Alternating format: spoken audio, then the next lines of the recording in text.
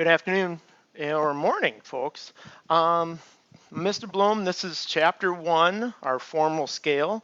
This is just inside our front cover of our notes packet for chapter 1. Now it's just inside. Now I want you to look at it because a lot of times people have a hard time not knowing our direction when we do stuff. You're going to notice that when we start this out, you're going to be able to evaluate yourself. Even with help, there's no success is a 0, and you've done this 0 to 4 evaluation before. With help, partial success at a score of 2, content and score of 3 for the content. This is for retrieval. But this is what we're going to be able to do. Our 2 is really like, hey, this is the basic stuff. If you look at this, students will recognize and recall specific vocabulary and concepts. And we're right here. Let me get a little pointer.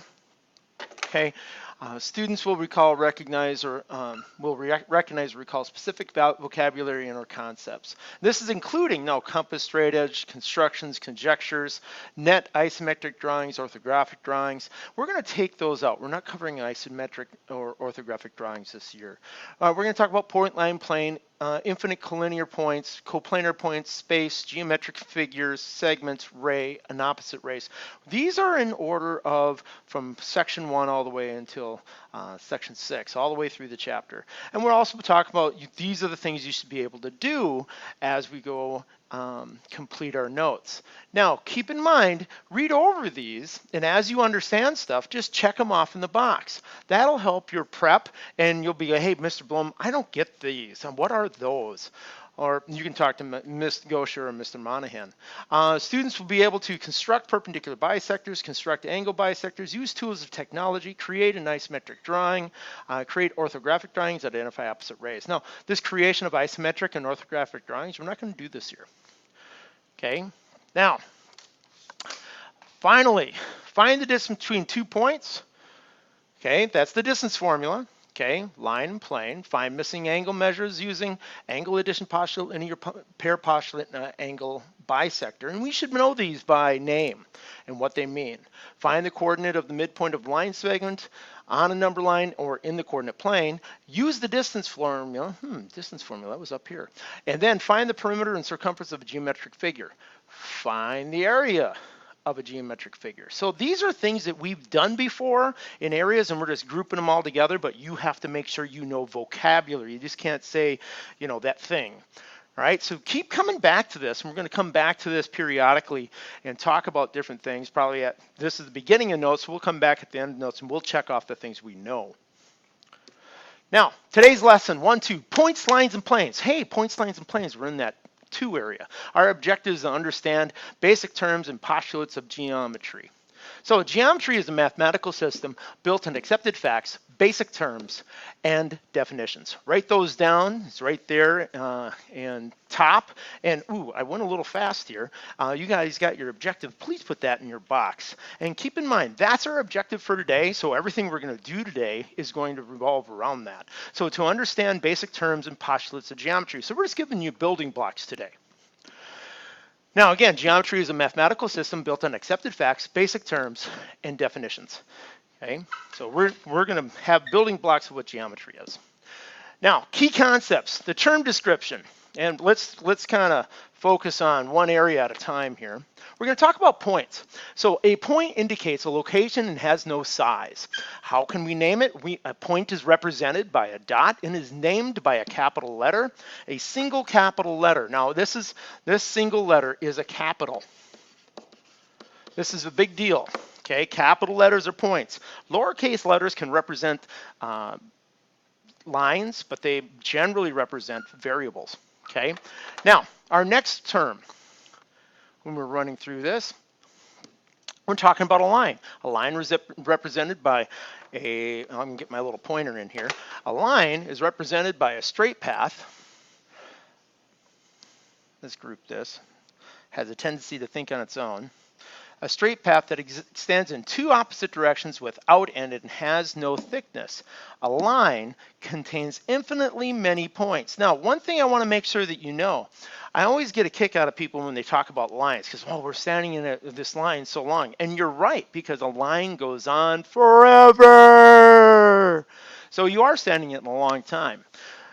Okay, so a line is named by any 2 points, capital letters, on the line. Okay, so our line to the right here, over here, is line AB, represented like this, or we could have gone the other way and said line BA. Or we could represent it by a single lowercase letter, such as line L. And that L is right here. I know it looks like a funky E, but that is a script L. Now, our next thing is talking about planes. A plane is represented by a flat surface, and let's get this pointer back here, is represented by a flat surface that extends without end and has no thickness. A plane contains infinitely many lines.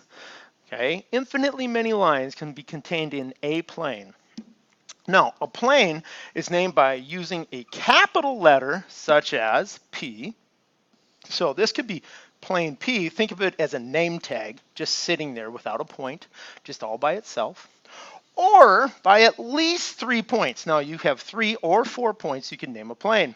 So at least 3 points in the plane that do not lie on the same line. Because if it lied on the same line, it really doesn't represent a plane. It just represents kind of an axle a bunch of planes could be glued to. So in this case, we're looking at plane ABC when we do this. So really, to correctly write this, we would need to go plane A, B, C. Now, more terms. Collinear points. Collinear points are points that lie on the same line. Now, I want you to be thinking, if you've got a job, you have co-workers that work at the same place. Co-workers are workers who work at the same place. Collinear points are points that lie on the same line. Now, we also have something called coplanar points, and those are points that lie on the same plane. Okay? So that co is an important little prefix there in both those words. Now, gosh, I just said this, but more terms, collinear points are points that lie on the same line, and coplanar points are points that lie on the same plane. Hopefully I'm driving those home. Problem 1, naming points, lines and planes. Now, what are 2 other ways to name line QT? I know it looks kind of tough, but those little things at the end are little arrowheads. So we're looking at QT. QT's right here. Okay, so my line QT runs through the figure, and these dotted things say it's running through the figure. So this line touches the plane P. This is plane P. Touches plane P at one point at point Q, and it runs through the figure. Okay. Think about the yellow piece of paper as a target, and QT is an arrow that has gone and lodged kind of halfway through it. Now, we're wondering what is another way to name QT. Another way of naming line QT is talking about, let me get my little pointer back here, is talking about, this is QT, a couple other letters. I could say, hey, line NT, line TM, line TQ, or line M. So there's a bunch of ways to do it, but I'm going to kind of list them all out right there. Now, what are 2 other ways to name plane P? Now, this is plane P, remember? Okay, and 2 other ways is having 3 non-collinear, remember, 3 points that don't make a line. Now, 2 points always make a line, but a 3rd point will prevent that from being a line. So I've got 4 points that are on this plane that we're trying to represent on that plane. And so I have plane RQV, or I have plane QSV. These are not the only ones, but I could just jumble the letters a little bit. Now in C, what are the names of the 3 collinear points? Collinear, remember, are all in the same line. So I've got a couple of them here going on. I've got T, I've got Q, I've got N. T, Q, and N, that's on line M. That's right here. If I talk about those, that's going right here. Okay. Now, if I wanted to talk about other ones, I could have gone RQS. Those are 3 collinear points as well. Now, what are the names of the 4 coplanar points? What are the name of the 4 coplanar points? 4 points that are on the same plane. 1, 2, 3, 4. These 4 points are represented on this plane P. So that's what we've got. Now it's your turn. kind of the same. We got more points there that you can answer. I've kind of directed these. And now we have some that are left. I've got the same picture going on. I put it in there again. And I want you to give it a try. Turn me off and go ahead and list what we've got. Okay, welcome back. What are the two other ways to name RS? Well, hopefully you got SR, or not, you got SR, you got SQ, you got QR, you got QS. So there's a multiple ways. I just put in two others. What are two more ways to name plane P? And remember, you got 3 or 4 points you can use. I'm going to use something different than I did up there. I got plane RSV and plane VRQ. If you have questions, make sure you follow up with me. What are the names of 3 other collinear points? Now, this is important. 3 other collinear points, and I did point them out, are Q and S. What are 2 points that are not coplanar with points R, S, V? Now, that's important. R, S, and V, S and V, are 3 points on the same plane. They want 2 points that are not on that plane, and 2 points that are not on that same plane are N and T. So I should have those as well, point N and point T. Now, we can use undefined terms, point, line, and plane, to define other terms. Okay, so now a geometric figure is a set of points. Okay, and space is the set of all points in 3 dimensions. So I could be thinking about that. We're going to use point, line, and plane and define other things. And I'm going to bring up our little shower curtain on this. Do one at a time. So this next one is a segment. A segment is a part of a line that consists of 2 endpoints and all the points between them. So we've got this segment, and it has its 2 endpoints, such as segment AB, read it segment AB, or I could read it in the reverse, segment BA. Now, our next one here, we're looking at array. Array is a part of a line that consists of 1 endpoint and all the points of the line on one side of the endpoint. You can name array by its endpoint and another point on the array, such as ray AB. Read it, ray AB, the order of the points indicates the direction of the ray's arrow, or the ray's direction. Okay, so remember, its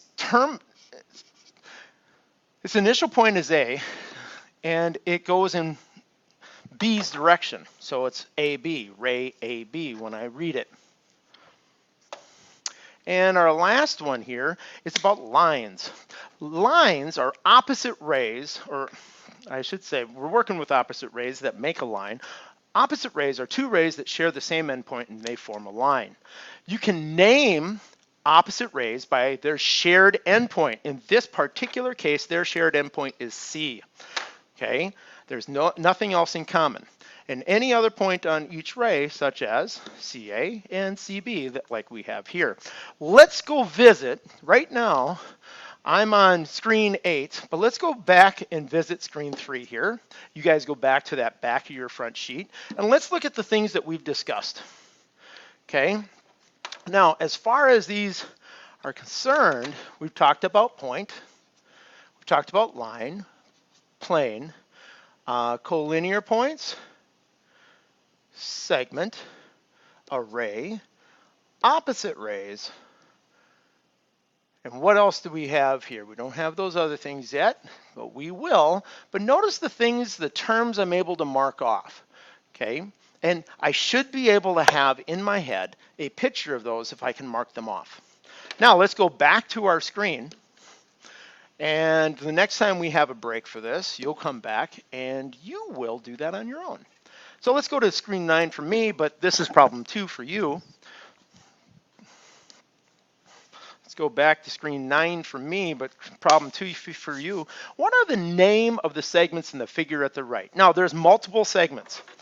There is DE, there is DF, there is EF, okay, and then there's the reverse of those. So there's like 6 names I can come up with.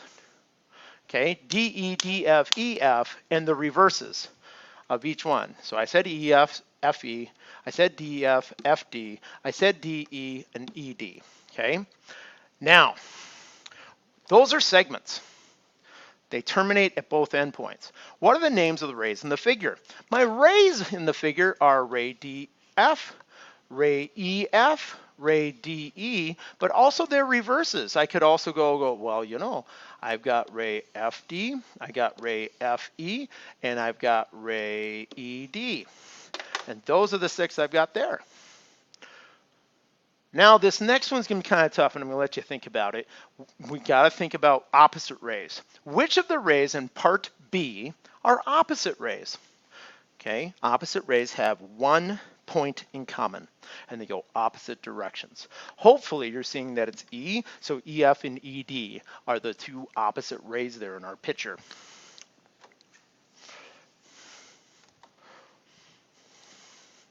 Now, ray EF and ray FE form a line. Are they opposite rays?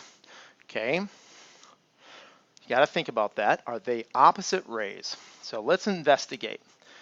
Okay, EF, oops, excuse me, I've got to be able to go the right direction. EF, and then the other ray, they say, was FE. Are those 2 opposite rays that form this line? What do opposite rays have in common? So this is a no, okay, no. They are not opposite rays. They share more than just an endpoint. They share this open space right here, so they can't be opposite rays. Opposite rays only share an endpoint. Now, a postulate or an axiom is an accepted statement of fact. They are the building blocks of logical thinking and geometry. So through any 2 points, there is exactly one line, T, that passes through the points A and B. Line T is the only line that passes through both points. Okay, so this is just one of the building blocks that if I have 2 points, exactly one line will come through it. Matter of fact, I can prove this if I say I want you to go from point A to point B. If there were no buildings in the way, you all would run from point A to point B as straight as you can. So you'd run the least distance. But if I put stuff in your way, like an entire building, a lake, unless you're going to swim across it during your run, you would run around it, and then it would be a little bit longer than the distance from point A to point B, or as the crow flies. Okay, so through any 2 points, there's exactly one line, is postulate 1-1.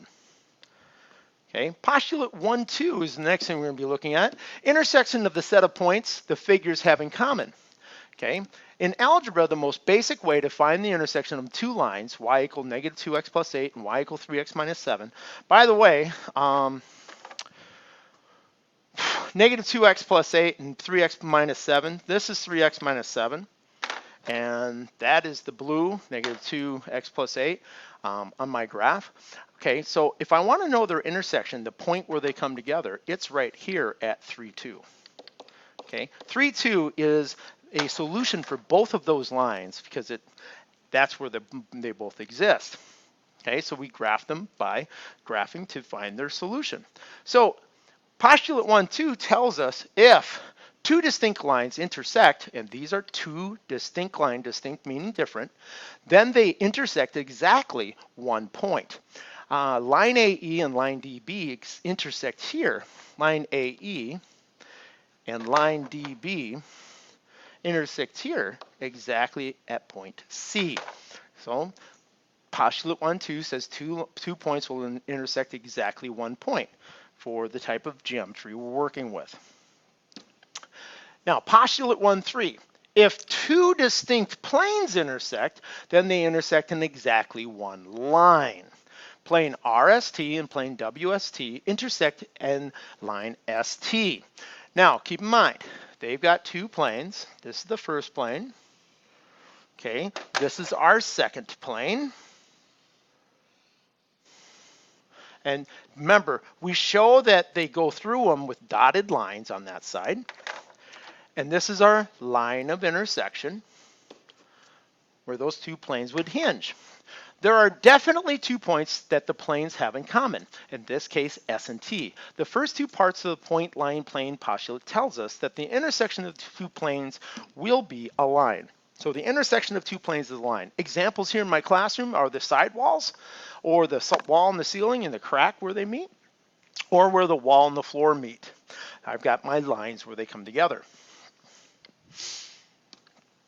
Now, we got another problem here. Problem 3. Each surface of the box at right represents part of a plane. What is the intersection of plane ADC and plane BFG? Now, when you do this, I got ADC, ADC. I did 3 of them, so this whole thing is a plane. And BFG, BFG. I've got 3 of them. And then their intersection is right there, BC.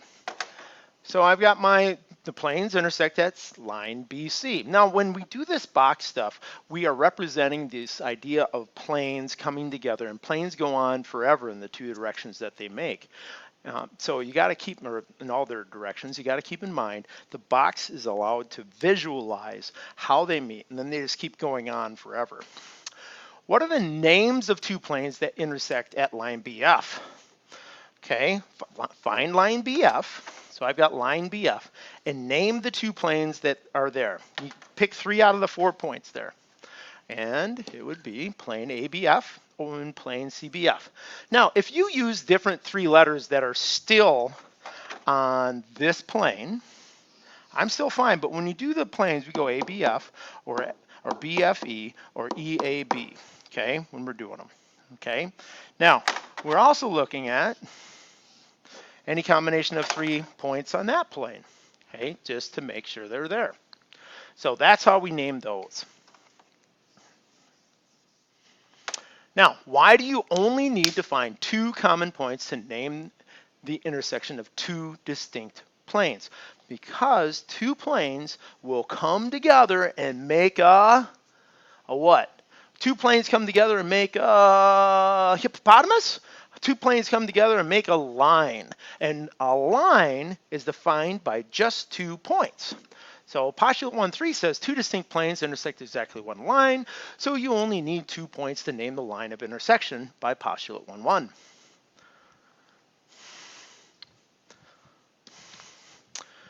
Now, postulate 4. Okay, I used to call this the milk stool postulate because a milk stool had 3 legs because you could put it on any surface and it would be stable. Well, any surface that you've seen now to be stable is a tripod, okay, or a dog with 3 legs, okay. We had one when I was growing up in my neighborhood. We called him Tripod. But what happens is we have a tripod, and a tripod, any one of the 3 points of the tripod, okay, at one time they define the plane they rest in, so they won't rock and round. It's a very stable, sturdy stance, okay? So I'm looking at this, and I'm thinking, all right, through any 3 non-collinear points, remember in a tripod, they have to be non-collinear. If they're non-collinear, they will stand up. If they're all 3 in a row, it'll just fall over. We'll make exactly 1 plane. So points Q, R, and S are non-collinear. And keep in mind, I'm looking at points Q, R, and S are non-collinear. Plane P is the only plane that contains them. So Q, R, and S, if this is my tripod, plane P is the only plane that can go through there. No other plane can do it. Now, with that information, we just name a plane by 3 points.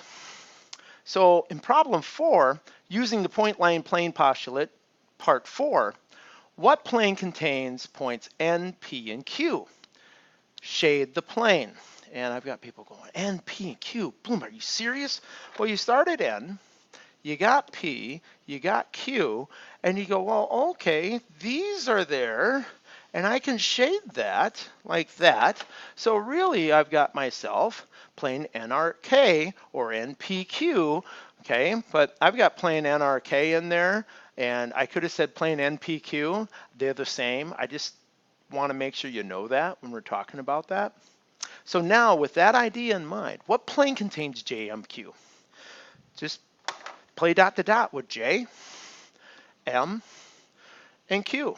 That's kind of funky, but where would the 4th one be for it to be flat? Well, it has to be P. So we have to be looking at that. Okay, so I'm looking at that. So I've got JPQ or JMQ. I could have said plain JMQ. I think I'm just being confusing by not naming the stuff in there. But what plane contains, and that I can use the JMQ, or I could use any one of the 3 letters there. What plane contains points L, M, and N? Okay, I got a new figure down here. I got point L, point M, and point N. This one looks confusing until I start connecting it. A plane is kind of a rectangle when we represent it, so it would be that last one with point Q. Okay, plane MLP. Okay, what plane contains, I could have said plane LMN, but I wanted to make sure you knew that I was putting in point P. Now you guys go ahead and think about this next one and answer it. What is the name of a line that is coplanar with line JK and line KL? Coplanar. What is the name of a line that is coplanar? Coplanar lines lie on the same plane. So we're going to hit JK. I've got JK. K is here. J is here. And that's one line. And then I'm looking at KL. And I've got K and I got L. That's another line. Well, I've got a couple other lines. I got line ML or line LM. Okay, so I could include that one. I'll just make that green because it already is. I could go line LM, or excuse me, what letter is that? Is that a J? Yeah, JM or MJ. But are there two other lines that I'm not looking at? What about these guys? What about my diagonal lines coming through there? Those two are possible as well. So I got those things coming on. Those 4 lines could be coming in there.